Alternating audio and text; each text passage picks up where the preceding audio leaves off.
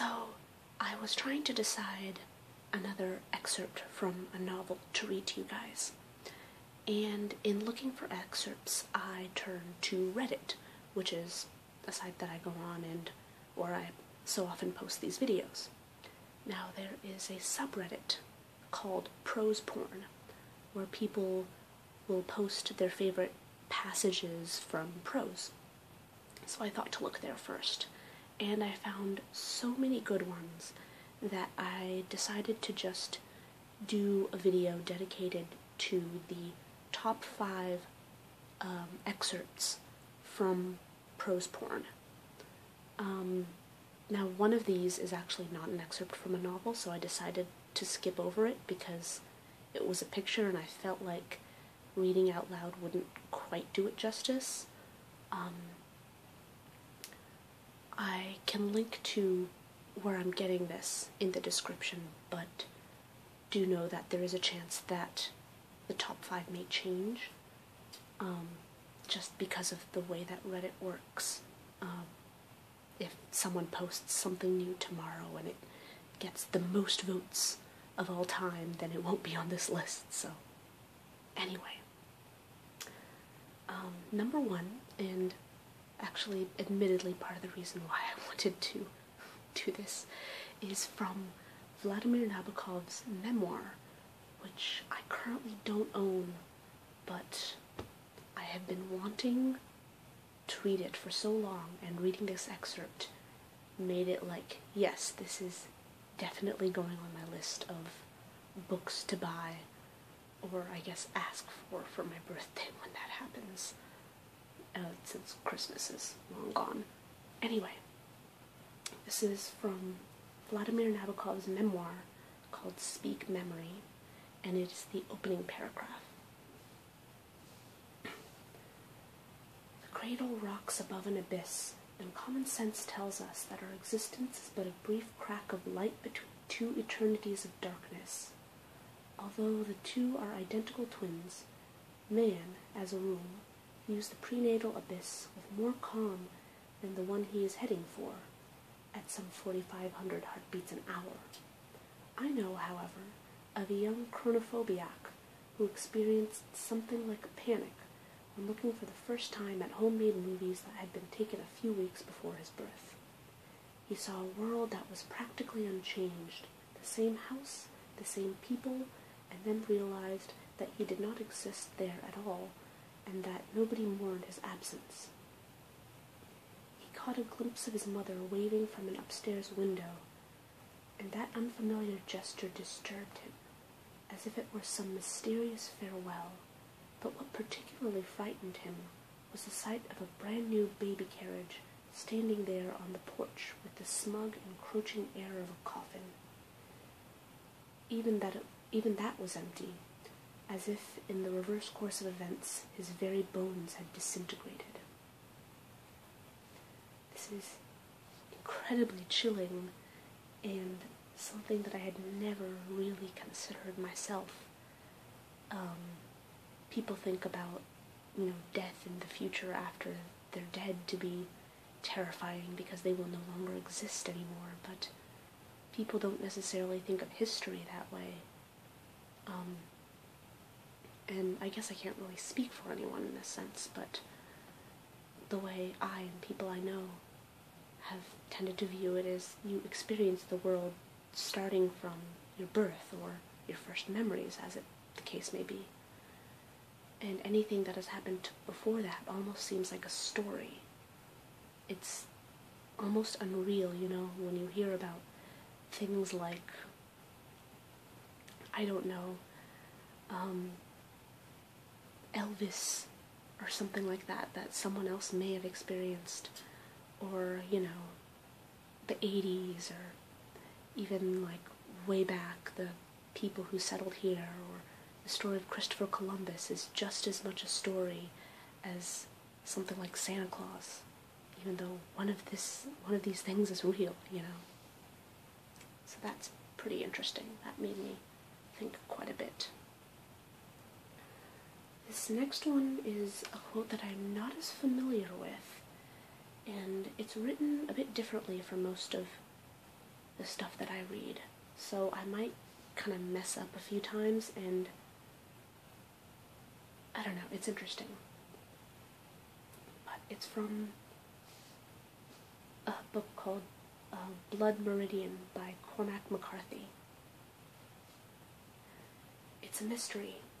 A man's at odds to know his mind, because his mind is aught he has to know it with. He can know his heart, but he don't want to. Rightly so. Best not to look in there. It ain't the heart of a creature that is bound in the way that God has set for it. You can find meanness in the least of creatures, but when God made man, the devil was at his elbow. A creature that can do anything, make a machine, and a machine to make the machine, and evil that can run itself 1,000 years, no need to tend it. You believe that? So, that's quite interesting, quite different. Still sort of makes you think, and I had to read over it a few times to entirely grasp it, but it almost seems not prophetic. It's predictive of a sort of post-apocalypse, and I don't know what this book is about, otherwise I might be able to give a little bit more context, and I haven't read anything by Cormac McCarthy either. Usually I look up a little bit about the excerpts before reading them, and I probably should have with this one, but it's quite interesting. Like they say, make a machine and make a machine to make the machines, and it makes me think of these apocalypse movies where robots have taken over and robots can build robots, and so why are humans even needed anymore, you know? Number 3 is F Scott Fitzgerald, quote from This Side of Paradise. Don't let yourself feel worthless. Often through life you will really be at your worst when you seem to think best of yourself. And don't worry about losing your personality, as you persist in calling it. At 15 you had the radiance of early morning. At 20 you will begin to have the melancholy brilliance of the moon. And when you are my age, you will give out, as I do, the genial golden warmth of 4 p.m. And this is actually incredibly uplifting, I guess. I've reached an age, I guess, when I have to make a lot of decisions that affect my future, and that makes me feel old. But reading this sort of reminds me, I guess, that I'm not quite as old as I think I am.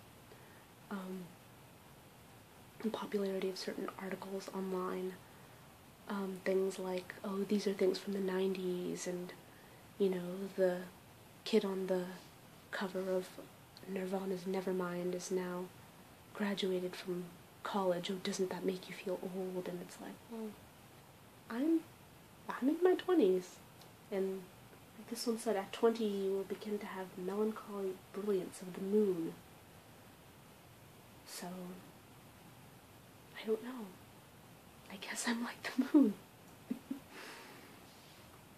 Number 4 is an anagram, a picture, and I was going to consider putting this in, but I wanted a certain level of consistency, and since most of the things I've read have been prose for this, and not just sort of stuff people have written, I didn't really feel like it would be relevant.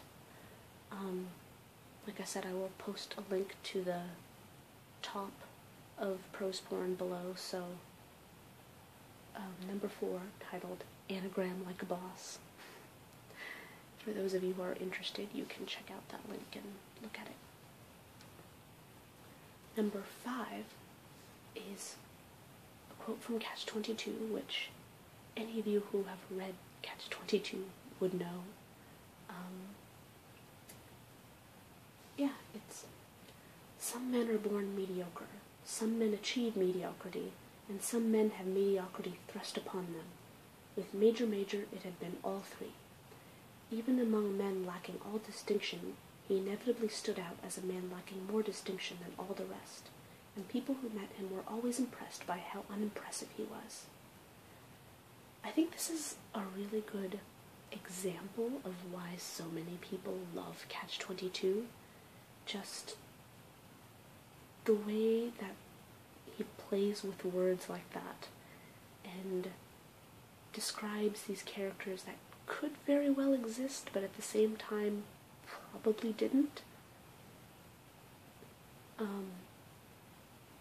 His characters and his diction, I guess, stand out. And I haven't read anything by this author, but so I don't really know if it's the same in his other books. I've heard that it is, but yeah, very well written and very funny.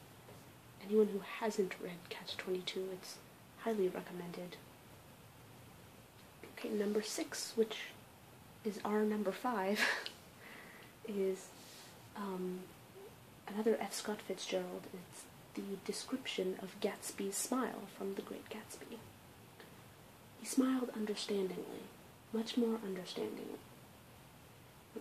understandingly. It was one of those rare smiles with a quality of eternal reassurance in it that you may come across 4 or 5 times in life.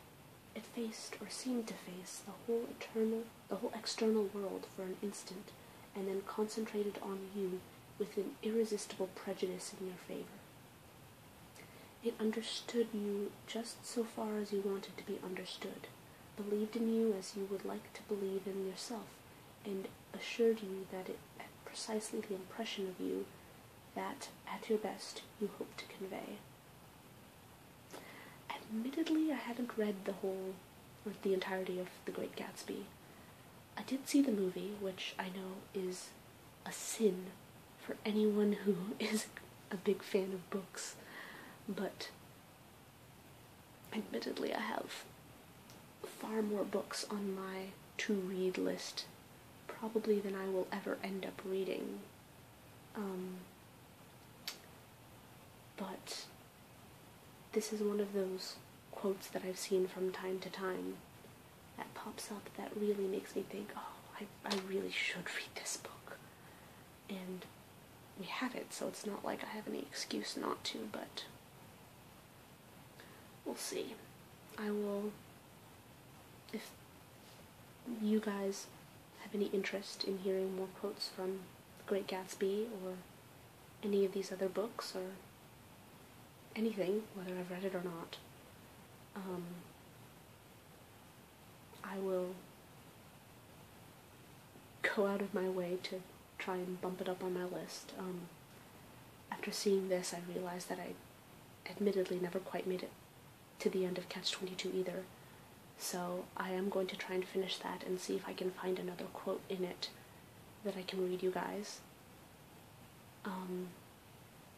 If not, the next book on my list that I intend on reading is Pale Fire, and that one is a bit difficult to go through, but hopefully I will have a couple of good excerpts from that. That one is more poem than prose. It's difficult to explain, but whenever I get around to doing a video on it, I'll try and explain it better. But yeah, that is it for today. Again, I look forward to any sort of suggestions of books that I should read or excerpts that I should do. I've gotten a lot of good feedback from people saying that they like the way that I read these excerpts and talk about them, and I've heard from people telling me that they want me to do more of this, but I find myself a bit lost in choosing which excerpts to read and which books to read, just because if you've seen the all of my books in my house video, you can tell that we have a lot of books in our house. So if you have any specifics, even if you just mention what your favorite thing you've ever read, and I can look into that, just let me know. And that's it. I will see you guys next time.